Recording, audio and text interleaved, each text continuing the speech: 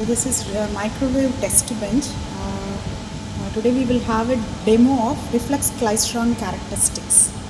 So as you have seen the workbench completely, the first one is the reflex klystron oscillator. So this microwave test bench is using a rectangular waveguide. Rectangular waveguide, microwave signals falls in the range of 1 gigahertz to 300 gigahertz. In this laboratory, microwave and optical communications lab, we will be using for microwave signals to operate in X-band. So X-band range frequency is from 8 gigahertz to 12 gigahertz. And this waveguide is a rectangular waveguide. You can see the height and width of the waveguide. So this is designed to operate and support a dominant mode, which is transverse electric mode, TE10 mode, and microwave signal passes through this rectangular waveguide. Now to generate a microwave signal, you need a source. Microwave signal has to be generated from a reflex klystron oscillator. So this reflex klystron oscillator works with the principle of velocity modulation. So you can see reflex klystron tube is there. So this acts as an oscillator. The main principle of this reflex klystron tube is velocity modulation. So this reflex klystron tube has an electron beam gun and a repeller voltage plate. So you will have electron generated from the electron gun, and with a greater velocity as this passes through the cavity, this electron falls on the repeller plate. So always we have to remember that the repeller plate is having always a negative potential. So negative potential electron falling on a plate, what happens in general? You will have a greater repulsion, reflected electron beam. Again, this reflected electron beam passes through the cavity and you will have bunching of electron takes place. In this regard, you will have as a constant microwave signal generated in the oscillator. So this is the basic principle. You will have a repeller voltage, you will have an electron gun emits electrons, and these electrons pass through the cavity and it reaches and falls on the repeller plate, and this repeller plate reflects these electrons, and you will have microwave signals generated with much better output. And you can see this repeller, your oscillator is connected to the reflex klystron power supply. So why we need a power supply to this microwave test bench? So I have told you that microwave signal is generated from this oscillator through velocity modulation, and when the signal passes through the cavity, electron bunching takes place. For all this, you need a high voltage to be supplied to this klystron power supply. So you can give the beam voltage, high voltage from this reflex klystron power supply. And if you want to have a stabilized output in the microwave test bench, again you need a klystron power supply. I have told velocity modulation takes place. Now what kind of modulation you need, whether you need a frequency modulation or amplitude modulation, or if you want to change the power, all these flexibilities you can have through this klystron power supply connected to the reflex klystron oscillator. Generally, microwave source in most of the laboratories are of two types. One is the reflex klystron tube, the other one is gun diode. We have only two sources, right? So in this bench we are using reflex klystron oscillator, and we can set the beam. We have an electron gun in the oscillator, so you can provide the voltage required to the electron gun through this beam voltage knob and the repeller voltage. So repeller voltage is always a negative potential. You can also control the repeller potential by changing this knob. So this is about the power supply and the reflex klystron. So we have completed what is the source part. So coming to the second part of your microwave test bench, as soon as there is a source, you have a device called isolator. So isolator allows the power to be transferred only in the forward direction, and it will attenuate the power in the reverse direction. So why we are using this isolator is, suppose if there is a mismatch in this line, microwave rectangular waveguide, what happens if there is a mismatch? You will definitely have reflections. If that reflected microwave power reaches the source, this source may oscillate at different frequencies and sometimes go uncontrollable and gets damaged, as this is very costly, and as this is related to the bunching of electrons, we have to safeguard this source. by putting an isolator very next to the source. We also have a cooling fan because as there is a bunching of electrons, there is a possibility of this oscillator getting heated. So to provide some remedy, we put a cooling fan very near to the reflex klystron oscillator. And the next one is attenuator. So this is variable attenuator. If I want to reduce the power, suppose I connect some low power device, I want to reduce the power of this microwave output, I can just screw it down. Or if I want to increase the power, I can screw it up. So this is a kind of screw gauge, right, where I can reduce the microwave power or increase the microwave power that is traveling in the rectangular waveguide. And this fourth one is a frequency meter. Generally, if you look at any of the CROs, so the maximum limit is around 20 megahertz. This is 20 megahertz oscilloscope. And if I want to see a microwave signal, the microwave signal is operating in X band, and the X band ranges from 8 gigahertz to 12 gigahertz. So it is not possible for me to see this 8 to 12 gigahertz over a CRO. And if I want to know what is the frequency of this microwave signal which is traveling in this rectangular waveguide, I can use this frequency meter. So if you look at this frequency meter, it's a kind of LC oscillator with the different values of L and C. As you keep rotating this oscillator, so you can see in the range of X band. So the range also is given for this as 8 to 12, in and around 8 to 12. So you have to keep rotating this.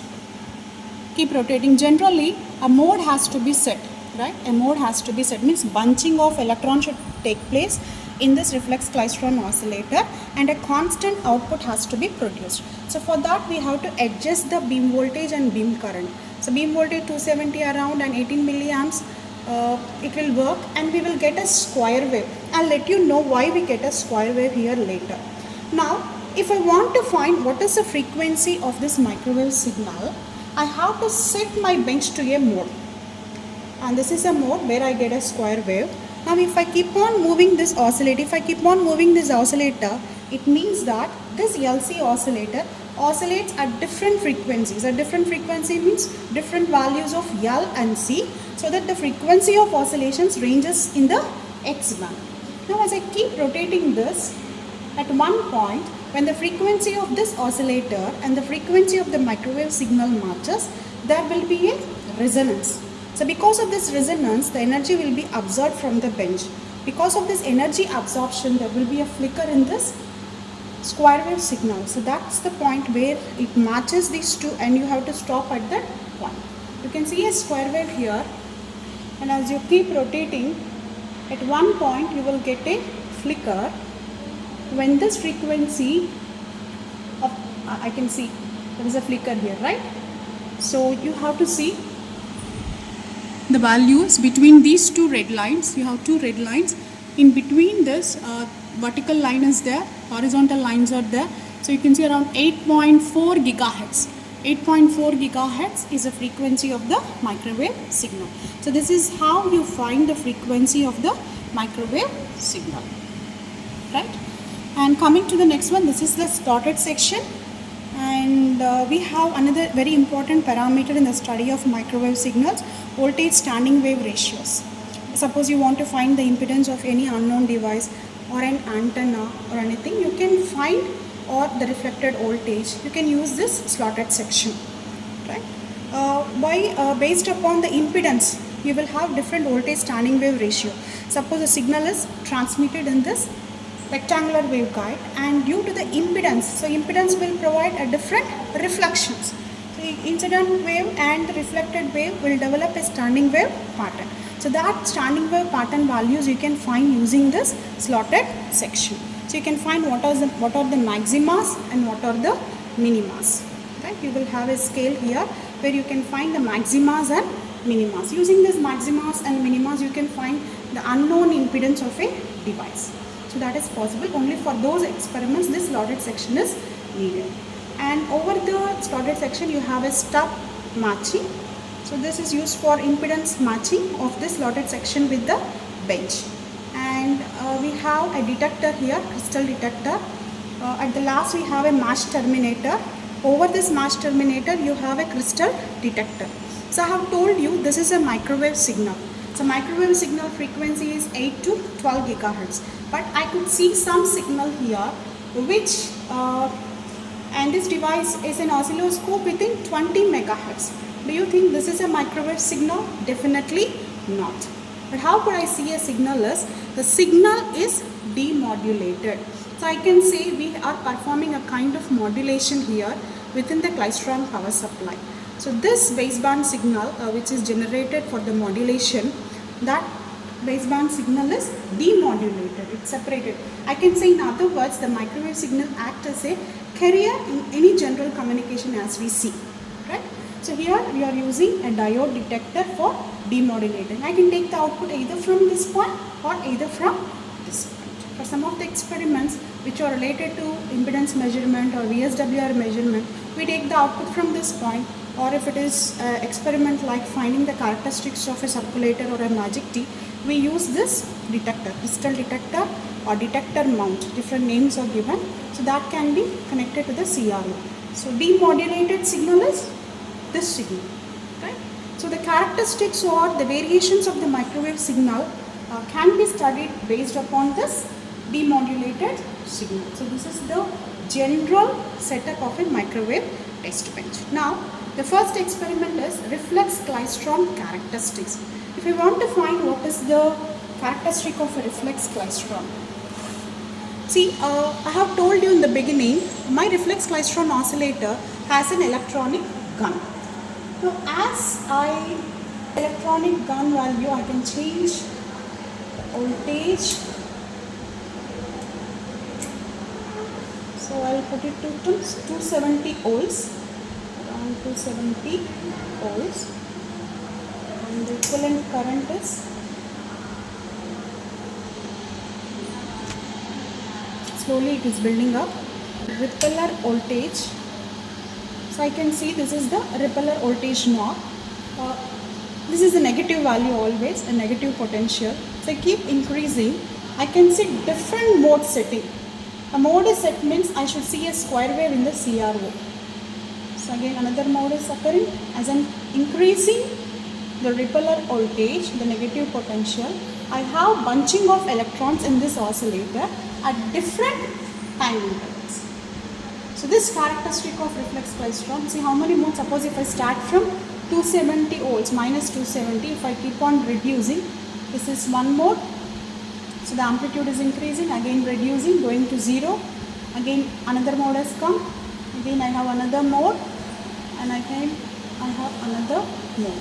So this reflex klystron oscillator supports many number of modes.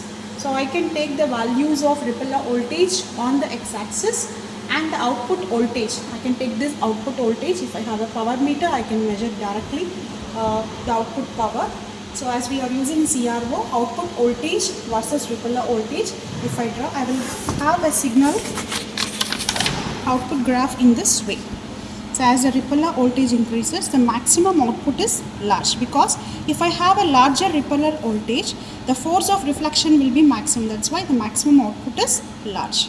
As the repeller voltage is reduced, and you should also identify that there is no linear output. Repeller voltage and output voltage doesn't have any linear relationship. You can see the output is increasing, again reducing. It's increasing, reducing. So you can also find what is the mode number of this different modes. So as of now, as I have shown you, this reflex klystron oscillator supports more than 4 modes. And if I want to find what is the mode number, so what I have to do is, I should take what is the fundamental mode. Suppose I am getting maximum here at this point. I should find using this frequency meter what is the maximum frequency. So that becomes the fundamental frequency. So how do I measure the frequency? When I have a square wave in the CRO, as I keep rotating this oscillator, I will have a flicker. At that point, I have to stop and find what is the coincidence of this. That becomes the frequency. So I should know what is the fundamental frequency. Once I know what is the fundamental frequency, I can find what is the mode number of this and this. So for this, this is the general equation which can be used. Suppose if I want to find what is the frequency, so this directly using the test bench I can measure Fn. Fn equal to n into where n is the mode number and Fn is the fundamental frequency by 2. And if I want to find what is the mode number, so the mode number is equal to 2 into Fn by F1. Suppose if I take the frequency as 5 gigahertz and for the next peak, so what is the next peak? This is the second peak. At this point, if the frequency is 10 gigahertz, what would be the frequency? So 2 into 10 into 2 into 10 by 5. So n will become 4. So this is how you find what is the mode number at different frequencies. You can also find rippler voltage versus the frequency of oscillations. So this is about a microwave test bench, and generally microwave signals has various applications, like as it is ranging from 1 gigahertz to 300 gigahertz. It has an application in communications, radar, satellite, GPS, microwave ovens and many more. Right? Thank you.